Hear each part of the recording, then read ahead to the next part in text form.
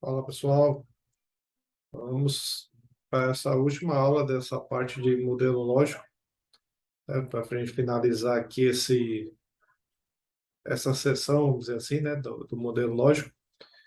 Então, é mais uma revisão, algumas dicas ali de últimos passos, né, mais algumas dicas da ferramenta mesmo, documentação também. Então, vamos lá.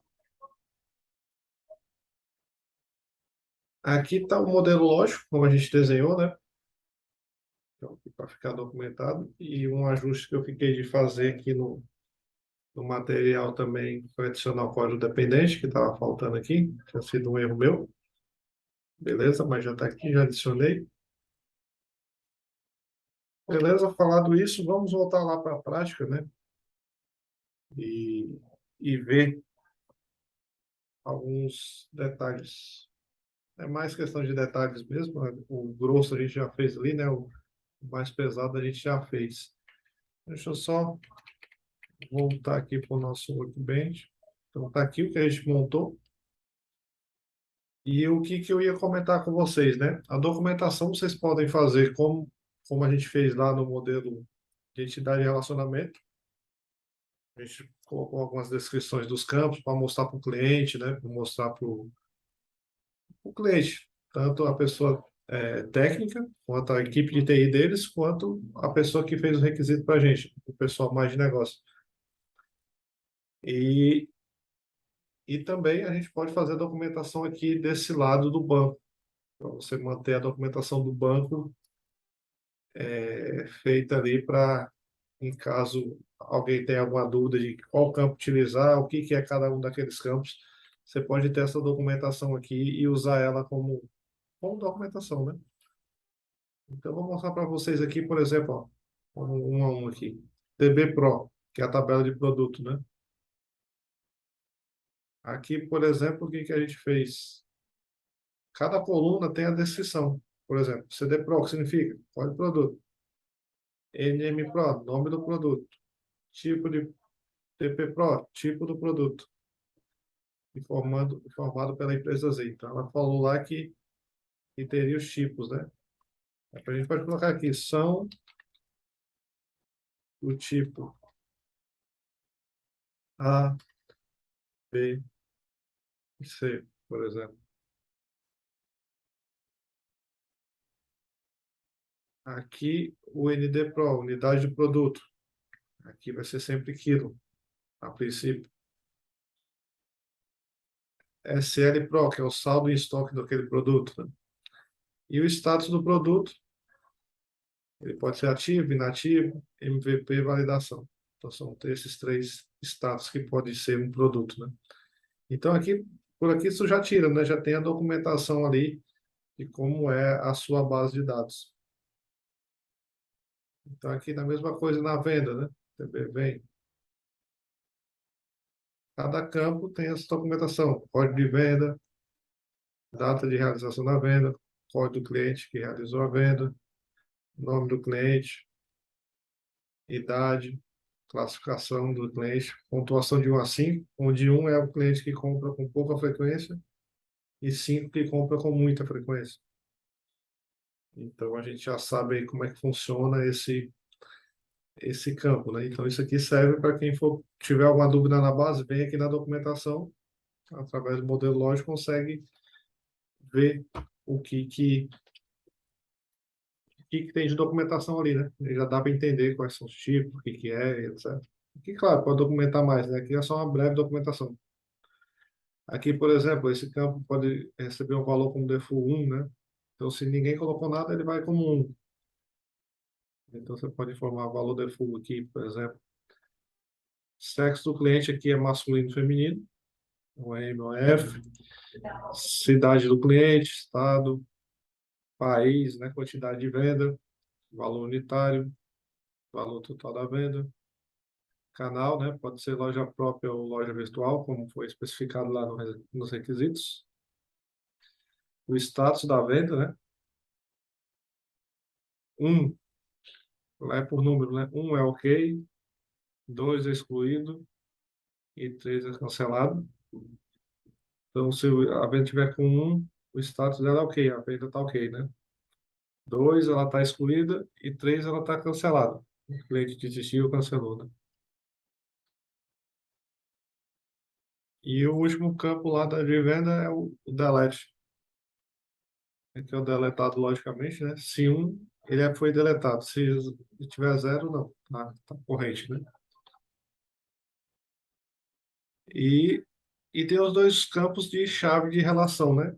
É aquilo que a gente comentou do for key. Então, o CD Pro, ele vem lá da tabela de produto,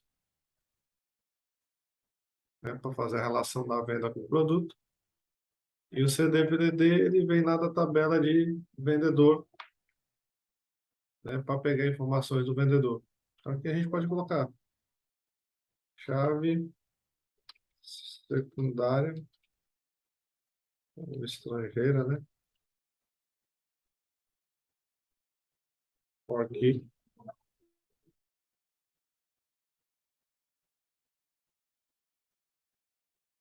tabela, PB, VDD, vendedor. Que é a relação com o vendedor, e essa daqui é a relação com o produto. PB Pro, produto. Então, aqui a documentação você pode colocar o máximo de descrição de cada campo possível, né? Para quem for ver futuramente entender bem, né? E isso aqui a gente vai utilizar na parte ali quando a gente for montar um DW. Isso é muito usado quando você vai montar um DW, montar consulta, para você entender conforme a demanda do cliente, né?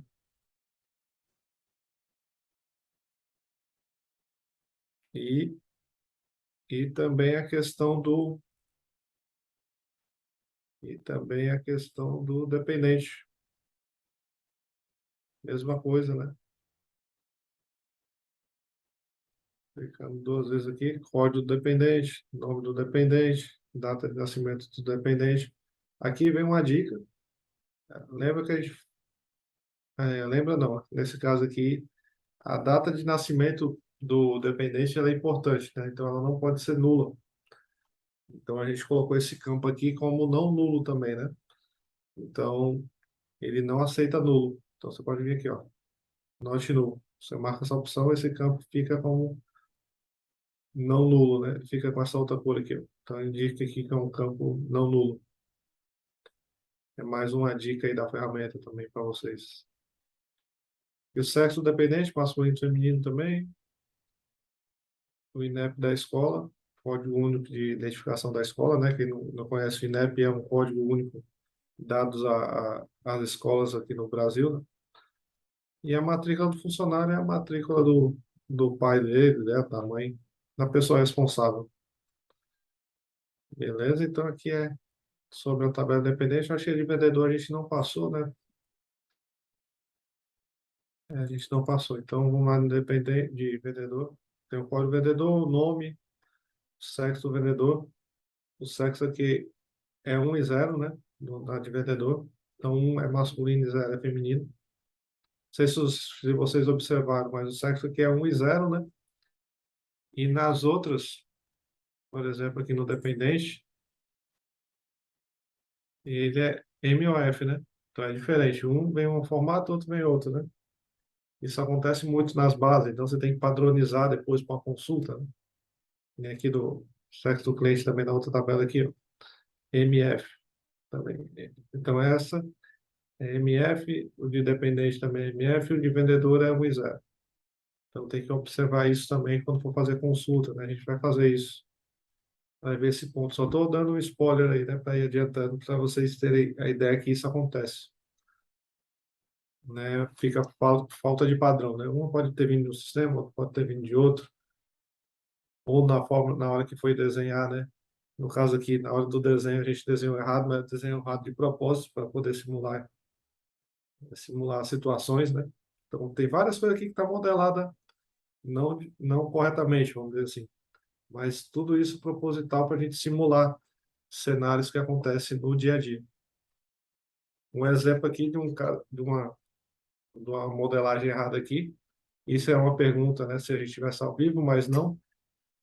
Mas seria o que está errado aqui, modelado errado, logo na hora que você bate o olho. Isso seria uma pergunta. Mas aqui, o que seria? Vou deixar um tempinho assim para vocês, quando estiverem assistindo, vocês pensarem, né? O que seria aqui que está completamente fora do padrão de uma modelagem relacional, né? Que é chamado modelagem relacional. Então, isso aqui vocês podem estudar mais a fundo, né? Sobre modelagem relacional. Isso aí é uma disciplina toda só disso, né? Aqui é só uma breve explanação, mas vocês podem estender o estudo, né? A modelagem relacional. E tem algumas formas normais, né? Primeira forma normal, segunda forma normal, terceira forma normal. E aqui nessa tabela de venda, ela fura alguma dessas formas normais. Você pode estudar depois, né, formas normais. Você pode procurar aí no Google, procura aí formas normais, o que que é, e vocês vão entender o que que é. Beleza? Mas voltando aqui à pergunta, o que que aqui está completamente fora aqui, o que poderia ser feito de um padrão diferente para modelagem relacional, né? Deixei um tempinho, né? Então vocês já devem ter pensado, vocês podem ter tá falando, é o cliente ali, o cliente poderia estar numa tabela à parte. Poderia ter uma tabela aqui chamada TB-CLI, né? Onde só aqui na venda só teria o código do cliente e aqui na TB-CLI tivesse toda a informação do cliente, como o código dele, o nome, a idade, classificação, sexo, a cidade, o estado, o país daquele cliente, né? Teria esses campos aqui, do CD-CLI até o país do cliente. Entende? Então, teria uma tabela separada, chamada TB-CLI, por exemplo, com informações do cliente e fazia um relacionamento dela com a TB Vendas através do código do cliente, né? Mas aqui foi feito propositalmente, né, aí na tabela de vendas para a gente simular algumas situações aí que acontecem no dia a dia, né? Então, isso aqui também acontece muito no dia a dia. E aqui também a gente comentou, né, quando você passa pela linha da relação aqui, ela mostra, né, qual o código está relacionando um com o outro. Então, aqui essa documentação é bem legal que você vai, se você precisar depois, né, ver o modelo desse banco, você consegue ver através desse desenho aqui, te mostra direitinho. O que que significa esse campo NMVDD? Clica aqui duas vezes. NMVDD, o que que é? Nome do vendedor. Aqui pode ter, como eu falei, né, pode ter mais descrição, né? O vendedor que realizou a venda. O vendedor é quem realizou a venda. É que eu estou querendo encher linguiça aqui, né? Mas você pode ir documentando aqui. Isso aqui é uma ferramenta bem completa, gratuita, né? Então você pode usar bem isso aqui para documentar. Beleza? E nesse ponto aqui, eu até tenho uma dica para dar. Só que se eu der essa dica aqui, a outra parte do banco que a gente vai montar os scripts no banco, né? Ela, ela poderia ser substituída por isso que eu ia mostrar aqui, né? Que ele tem uma engenharia reversa. Através desse desenho aqui, ele te gera o script do banco, certo? Então, eu vou deixar só a dica, né? E você pode gerar através desse modelo aqui o script para montar esse banco. Mas eu vou fazer o seguinte, eu vou mostrar esse recurso após... Aliás, eu posso mostrar aqui no próximo vídeo, eu vou gravar separado esse vídeo, como é que eu faço engenharia reversa desse banco aqui.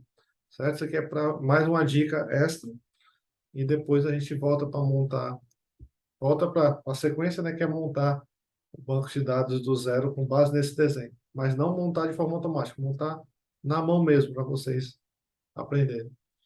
Beleza? Mas no próximo vídeo eu vou mostrar como é que monta de forma automática. Beleza? Valeu, pessoal. Até mais.